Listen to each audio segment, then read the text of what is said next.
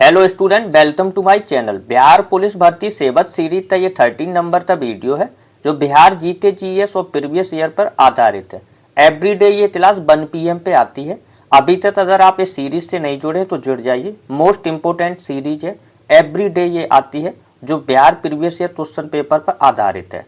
हमारे सारे वीडियोस की PDF फाइल आपको मेरे टेलीग्राम चैनल पे मिल जाएगी और टेलीग्राम चैनल का लिंक मैंने वीडियो के डिस्क्रिप्शन में दे दिया है, तो आप वहां से ज्वाइन करके ले सकते हैं। तो चलते हैं, बिना टाइम वेस्ट किए स्टार्ट करते हैं आज की अपनी क्लास। तो चलते हैं आज के फर्स्ट सवाल की तरफ। हमारा आज का फर्स्ट सवाल है, निम्नलिखित में से कौन तातोरी कांड मुकदमे में सरकारी वकील था? तातोरी कांड मुकदमे में कौन सरकारी वकील था? तो ये थे जगत नारायण मल्ला। तो इस क्वेश्चन का right answer option number C, Jagat Narayan मल्ला। लखनऊ तातोरी कांड जो 9 अगस्त 1925 को हुआ था, उससे ये मुकदमे के सरकारी वकील थे। तो इस क्वेश्चन का राइट आंसर होता ऑप्शन नंबर सी, ये तातोरी कांड हुआ था 9 अगस्त 1925 को। चलते हैं अपने नेक्स्ट सवाल की तरफ। हमारा नेक्स्ट सवाल है, मुजफ्फरनगर बम कांड निम्नलिखित में से किससे संबंधित है? मुजफ्फरनगर बम कांड निम्नलिखित में से किससे संबंधित है? तो ये संबंधित है प्रफुल्ल चाकी। तो इस क्वेश्चन का राइट आंसर होता ऑप्शन नंबर बी, प्रफुल्ल चाकी। चलते हैं अपने नेक्स्ट सवाल पे। हमारा आज का नेक्स्ट सवाल है, 1904 में क्रांतिकारी संगठन अभिनव भारत संगठित किया गया था। अभिनव भारत संगठन कहां पर किया गया था? तो ये किया गया था महाराष्ट्र में। तो इस क्वेश्चन का राइट आंसर होता option number A, Maharashtra. Maharashtra में 1904 में क्रांतिकारी संगठन अभिनव भारत संगठित किया गया था। चलते हैं अपने नेक्स्ट सवाल की तरफ। हमारा नेक्स्ट सवाल है, निम्न में से किस एक तो लाला लाजपत राय ने अपना राजनीतिक गुरु माना था? लाला लाजपत राय ने अपना राजनीतिक गुरु किसको माना था? तो लाला लाजपत राय ने अपना राजनीतिक गुरु माना था मोरजिनी को। तो इस क्वेश्चन का right answer option number D, Mazzini. चलते हैं नेक्स्ट सवाल की तरफ। हमारा नेक्स्ट सवाल है, भारतीय राष्ट्रीय कांग्रेस को किसने भीख मांगने वाली संस्था कहा था? भारतीय राष्ट्रीय कांग्रेस को किसने भीख मांगने वाली संस्था कहा था? तो ये कहा था अरविंद घोष ने। तो इस क्वेश्चन का right answer option number C, Arvind Ghosh. चलते हैं अपने नेक्स्ट सवाल की तरफ। हमारा नेक्स्ट सवाल है, निम्नलिखित में से कौन भारतीय राष्ट्रीय कांग्रेस में उदारवादियों से जुड़ा नहीं था? Who among the following was not associated with the elder brain in the Indian National Congress? तो ये लाला लाजपत राय थे जो राष्ट्रीय कांग्रेस में उदारवादियों से नहीं जुड़े थे। तो इस क्वेश्चन का right answer option number D, Lala Lajpat Rai. चलते हैं अपने नेक्स्ट सवाल की तरफ। हमारा नेक्स्ट सवाल है, किस कारागार में पंडित राम प्रसाद बिस्मिल्ला को फांसी दी गई थी? किस कारागार में पंडित राम प्रसाद बिस्मिल्ला को फांसी दी गई थी?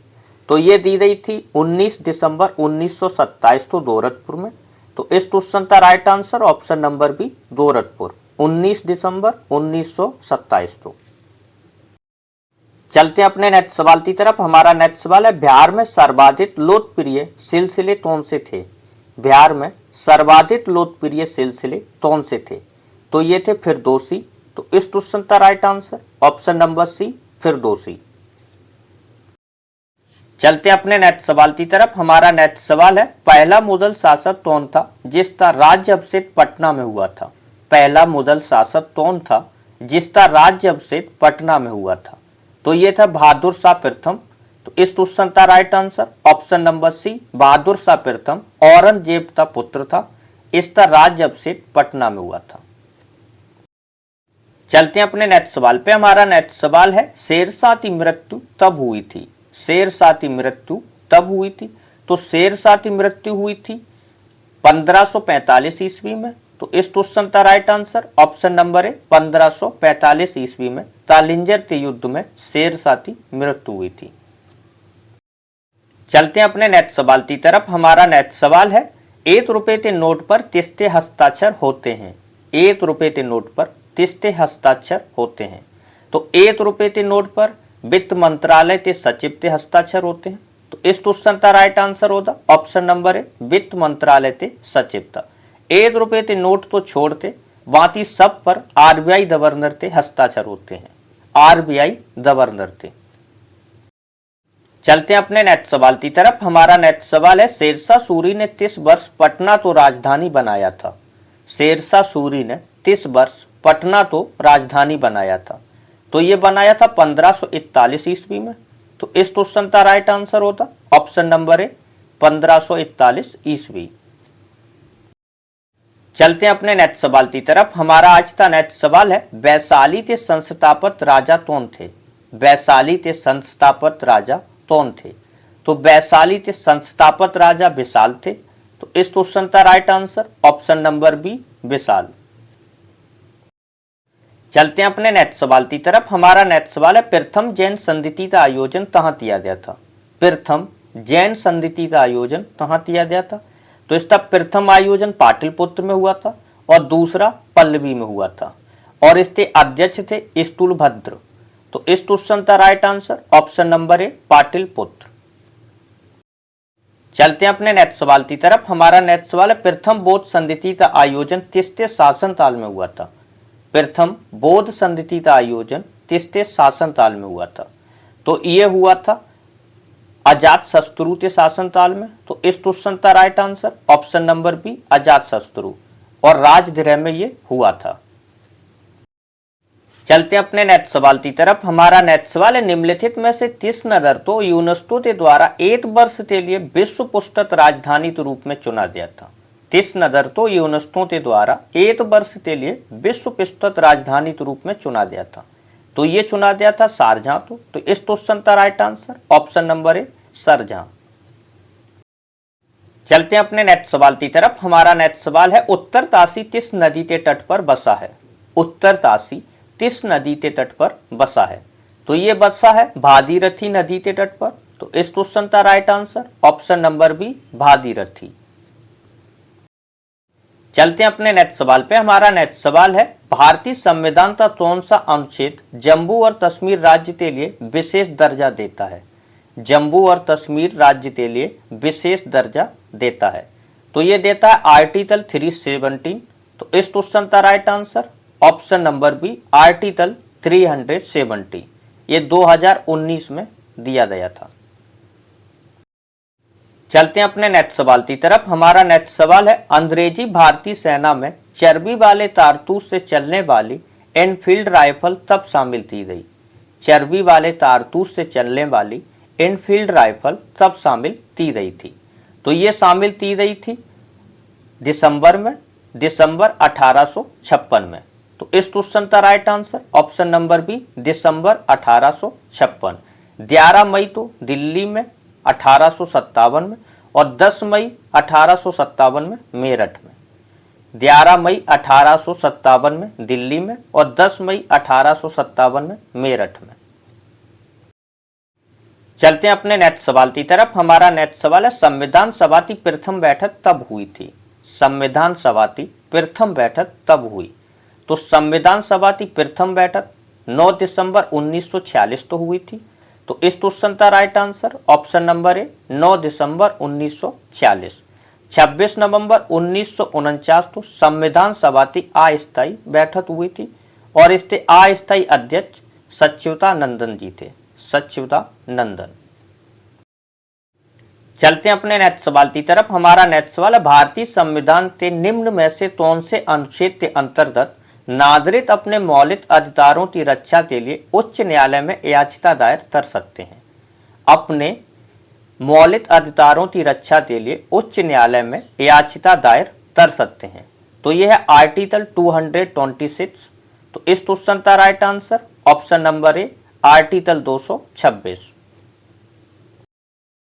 चलते हैं अपने नेक्स्ट सवाल की तरफ। हमारा नेक्स्ट सवाल है, निम्न में से कौन सा मूल अधिकार आपातकाल के समय भी निलंबित नहीं हो सकता। कौन सा मूल अधिकार आपातकाल के समय भी निलंबित नहीं हो सकता। तो यह है जीवन की सुरक्षा का अधिकार। तो इस क्वेश्चन का right answer option number A जीवन की सुरक्षा का अधिकार। ये आर्टिकल 21 में आता है और स्वतंत्रता का अधिकार आर्टिकल 19 और 22 में और संवैधानिक उपचार का अधिकार ये आर्टिकल 32 में, राष्ट्रीय आपातकाल आर्टिकल 352 में और ये 3 बार। चलते हैं अपने नेक्स्ट सवाल की तरफ। हमारा नेक्स्ट सवाल है अध्यक्ष और उपाध्यक्ष की अनुपस्थिति में उसते तार कौन करता। अध्यक्ष और उपाध्यक्ष की अनुपस्थिति में उनते तार कौन करता है। तो ये करता राष्ट्रपति जिस व्यक्ति को नियुक्त करेगा। राष्ट्रपति जिस व्यक्ति को नियुक्त करेगा वो उसते तार करेगा। तो इस क्वेश्चन का right answer option number B, राष्ट्रपति जिस व्यक्ति को नियुक्त करेगा। चलते हैं अपने नेक्स्ट सवाल की तरफ। हमारा नेक्स्ट सवाल है संविधान सभा का प्रथम अधिवेशन किसकी अध्यक्षता में संपन्न हुआ। संविधान सभा का प्रथम अधिवेशन किसकी सभ्यता में संपन्न हुआ। तो ये संपन्न हुआ था जिसकी अध्यक्षता में, उसका नाम था सच्चिदानंद सिन्हा। तो इस क्वेश्चन का right answer option number C, Sachchidanand Sinha. 7 दिसंबर 1946 को अस्थायी अध्यक्ष बने थे ये सच्चिदानंद सिन्हा, और स्थायी अध्यक्ष बने थे 11 दिसंबर 1946 को राजेंद्र प्रसाद। और 6 दिसंबर 1946 को संविधान समाज का गठन हुआ था। 6 दिसंबर 1946 को संविधान सभा का गठन हुआ था। चलते हैं अपने नेक्स्ट सवाल की तरफ। हमारा नेक्स्ट सवाल है भारतीय संविधान में प्रस्ताव तो किस देश के संविधान से लिया गया। भारतीय संविधान में प्रस्तावना तो किस देश के संविधान से लिया गया। तो ये लिया गया था अमेरिका से, और संविधान संशोधन की प्रक्रिया तो लिया गया था दक्षिण अफ्रीका से। तो इस क्वेश्चन का right answer option number B, America से। तो ये थे हमारे 10 मिनट शो थे 25 मोस्ट इंपोर्टेंट क्वेश्चंस जो मैंने आपके साथ साझा किए। ये है हमारा आज का होमवर्क का सवाल। इसका राइट आंसर कमेंट करते जरूर बताएं, और आज का सेशन कैसा लगा ये भी कमेंट करके जरूर बताएं। अपनी राय कमेंट सेक्शन में जरूर दिया करें, और अभी तक वीडियो तो लाइक नहीं किया तो लाइक करते, चैनल तो सब्सक्राइब जरूर कर लेना, बेल आइकन तो ऑल पे सिलेक्ट करना ना भूलना, जिससे आने वाला कोई भी वीडियो मिस ना हो सके।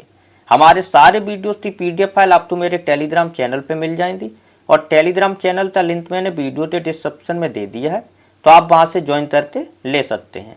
तो मिलते हैं नेक्स्ट क्लास में NTPC और ग्रुप D की इवनिंग में 7 PM पर। तब तक के लिए धन्यवाद। जय हिंद।